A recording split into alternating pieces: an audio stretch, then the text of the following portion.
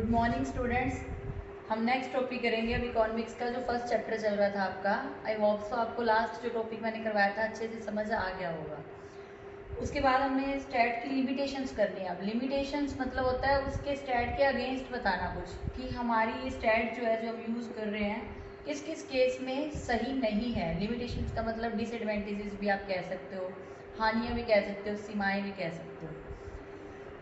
तो कल मैंने तुम्हें बताया था सबसे पहले कि स्टैट में हमेशा क्वांटिटेटिव डाटा लिया जाता है, क्वांटिटेटिव फैक्ट्स लिए जाते हैं, क्वालिटी नहीं ली जाती। तो क्वांटिटी का मतलब क्या है कि नंबर्स में लिया जाता है ओनली। तो सबसे पहला ही इसकी लिमिटेशंस क्या है? First of all study of numerical facts only. Numerical मतलब नंबर्स में अगर है तो हम स्टडी कर सकते हैं, अदरवाइज हम क्वालिटी बताइए, हम किसी की ईमानदारी, किसी की बुराई, किसी की बुद्धिमत्ता, विस्डम, इस सब के बारे में तो बता ही नहीं सकते। तो हम सिर्फ क्या है इसमें न्यूमेरिकल फैक्ट्स की ही स्टडी कर सकते हैं, नंबर्स की ही स्टडी कर सकते हैं। तो ये इसकी एक लिमिटेशन है। And the second one is study of aggregates only. Aggregates का मतलब होता है कि कई चीज़ें हम ये मान लेते हैं कि एवरेज, इतनी एवरेज है। मान लो तुम्हारे स्कूल टीचर की सैलरी है पर मंथ 50,000। क्या हम ये मानकर चल सकते हैं कि पूरे देश में जितने टीचर हैं उनकी पर मंथ सैलरी 50,000 होगी? इसके अकॉर्डिंग क्या है, एग्रीगेट ओनली, इसने ये एस्टिमेट लगा लिया कि हाँ सबकी सैलरी 50,000 होगी, लेकिन एक्चुअल में ऐसा नहीं होता। Homogeneity of data and essential requirement. Homogeneity का मतलब होता है समरूप या एक जैसी। तो इसमें डाटा हमेशा एक जैसा होना चाहिए। जब भी हमने मान लो कोई कंपैरिजन करना है, इसमें कंपैरिजन किया जाता है। अब कंपैरिजन के लिए ये डाटा एक जैसा मांगता है। अब जैसे कल मैंने एग्जांपल भी दिया था कि मान लो मेरी हाइट की बात हो रही है और सामने वाले की वेट की बात हो रही है, तो ये तो कोई कंपैरिजन नहीं हुआ, कंपैरिजन सेम होना चाहिए।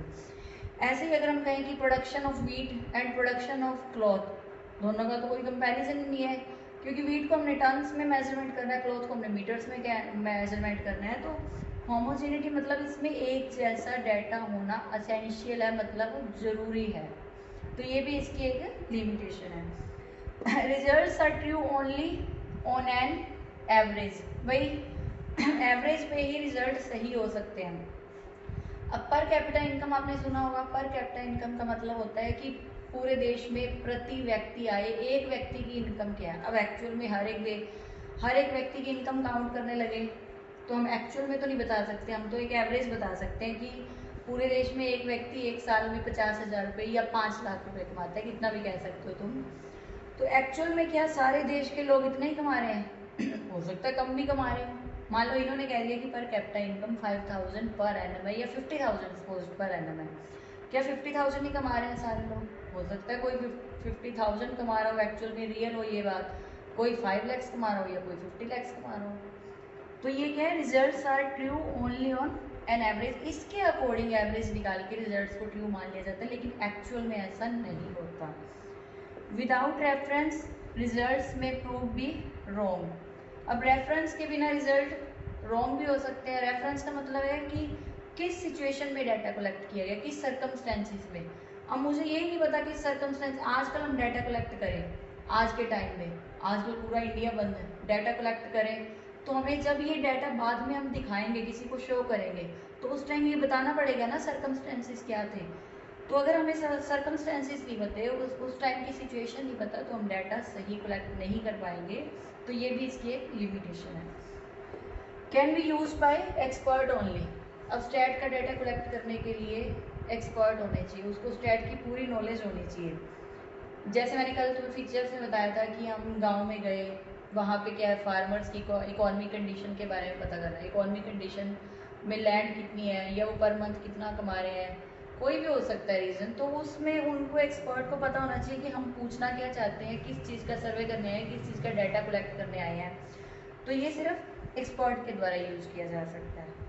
प्रोन टू मिस यूज़ का मतलब क्या है, स्टैट का मिस यूज़ भी किया जा सकता है। मेरे पास डाटा है, मैं डाटा का मिस यूज़ भी कर सकती हूँ। तुमने क्ले सुना होगा, क्ले से हम कुछ भी बना सकते हैं, गोल्ड भी बना सकते हैं, डेविल भी बना सकते हैं। मतलब मैं क्ले लेके उस मिट्टी से देवता भी बना सकती हूँ और राक्षस भी बना सकती हूँ। वो तो मेरे पे डिपेंड है कि मैंने डाटा कलेक्ट किया है, उसका मिसयूज़ भी कर सकती हूँ, उसको चेंजेस भी कर सकती हूँ।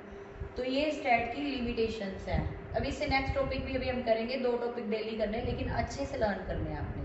हमारा नेक्स्ट टॉपिक है importance of statistic.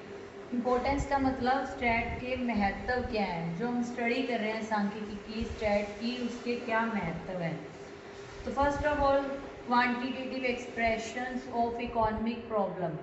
Economic problem, पूरे देश की जो इकोनॉमी की प्रॉब्लम है उसकी क्वांटिटी में हमें क्वांटिटी में बताता है स्टैट। कैसे बताता है, जैसे पूरे देश में अनएम्प्लॉयमेंट, बेरोजगारी की प्रॉब्लम है, हमें ये बताएगा कि बेरोजगारी 20% लोग बेरोजगार हैं, 10% लोग बेरोजगार हैं। स्टैट से, सर्वे से ही हमें पता लगेगा ना ये कितने लोग बेरोजगार हैं। या प्राइजेस कितने बढ़ रहे हैं गुड्स के, राइजेस इन प्राइस, ये स्टैट की सर्वे से ही पता लगता है, डाटा कलेक्ट करने से ही हमें पता लगता है। श्रिंकिंग एक्सपोर्ट, इंपोर्ट और एक्सपोर्ट क्या होता है। इंपोर्ट मतलब फॉरेन से, विदेशों से माल खरीदना, गुड्स खरीदना। एक्सपोर्ट मतलब फॉरेन या विदेशों में गुड्स बेचना।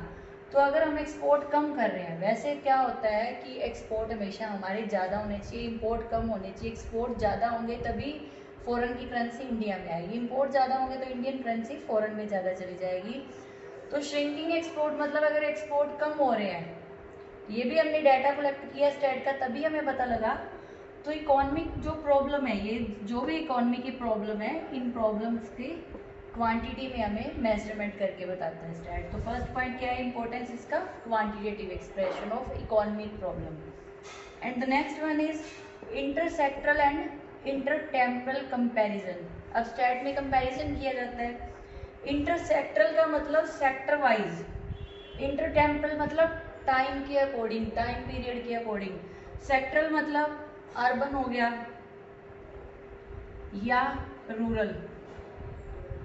अगर हम ये कहें कि गांव में बेरोजगारी ज़्यादा है अर्बन शहरों के कंपैरिजन में, तो कंपैरिजन इंटरसेक्टरल मतलब गांव में और शहर का कंपैरिजन हो गया।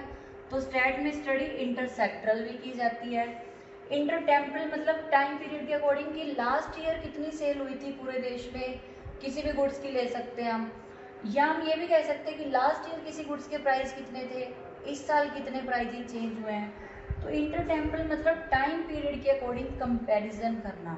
तो स्टैट में इंटरसेक्टरल कंपैरिजन भी किया जाता है, इंटरटेम्परल कंपैरिजन भी किया जाता है। And the next one is working out cause and effect relation. Cause and effect मतलब क्या कारण था, उसका क्या इफेक्ट पड़ा। जैसे आजकल ही ले लीजिए, पूरा इंडिया बंद है, डिमांड, डिक्लाइन इन डिमांड का मतलब डिमांड कम है, लोग खरीद ही नहीं रहे, बाहर नहीं जा रहे, तो ऑटोमेटिकली उसका इफेक्ट क्या पड़ रहा है, इन्वेस्टमेंट कम हो रही है। प्रोड्यूसर सेक्टर गुड्स कहाँ से बनाएगा, जब माल ही नहीं बिक रहा, डिमांड ही नहीं है देश में, तो इन्वेस्टमेंट भी कम होगी। तो जो हमें कोज है, हमें पता है कि ये कोज है इसका, डिमांड कम होना, मतलब उसका इफेक्ट क्या पड़ा, इन्वेस्टमेंट कम हुई।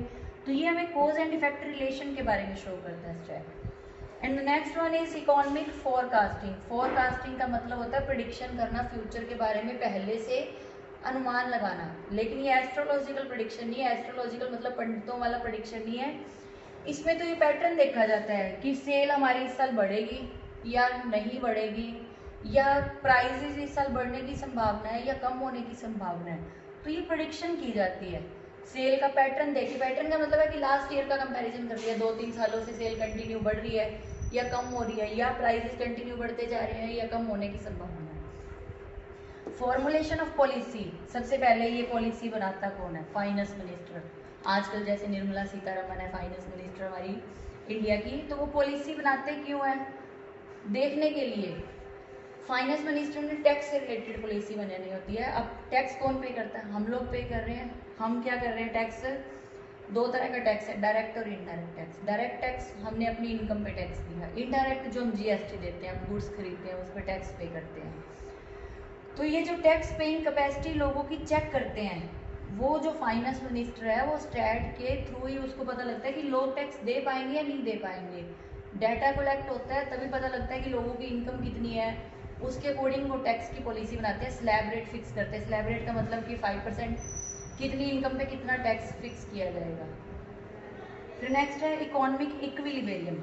इक्विलिब्रियम का मतलब क्या होता है, संतुलन की अवस्था में इकोनॉमिक कब आती है। अब इकोनॉमिक में दो मेन होते हैं, प्रोड्यूसर जो माल बनाने वाला है, कंज्यूमर जो खरीदने वाला है। प्रोड्यूसर क्या चाहेगा, ज़्यादा से ज़्यादा प्रॉफिट अर्न हो उसको, कंज्यूमर क्या चाहेगा? मैक्सिमम सेटिस्फेक्शन हो, हम कोई भी चीज़ खरीद के सेटिस्फाइड होते हैं। मैं तुम्हें पढ़ा रही हूँ, अगर तुम सेटिस्फाइड हो तभी तुम पढ़ोगे, अदरवाइज नहीं पढ़ पाओगे। ऐसे हम कोई गुड्स खरीदते हैं, हम सेटिस्फाइड हैं गुड्स खरीद के, तो हम दोबारा दोबारा उसको खरीदेंगे, अदरवाइज नहीं खरीदेंगे। तो इसमें क्या है, इकोनॉमिक इक्विलिब्रियम, ये हमें स्टैट के थ्रू पता लगता है कि प्रोड्यूसर का इक्विलिब्रियम कहाँ है, किस रेट पे कितनी इनकम कमा के वो संतुलन की स्थिति में आता है, कंज्यूमर कहाँ सेटिस्फाइड होता है, कहाँ इक्विलिब्रियम आता है। तो ये थी इम्पोर्टेंस ऑफ स्टैट। ये मोस्टली तुम्हारा चैप्टर लगभग खत्म ही है, एक आधा टॉपिक रह गया, अदरवाइज ये कंप्लीट हो चुका है। तो इसको आपने अच्छे से यहाँ तक लर्न करना है, होप तो आपको समझ आ गया होगा। अगर कोई फिर भी नहीं समझ आया तो आप मेरे से पूछ सकते हैं। Thank you.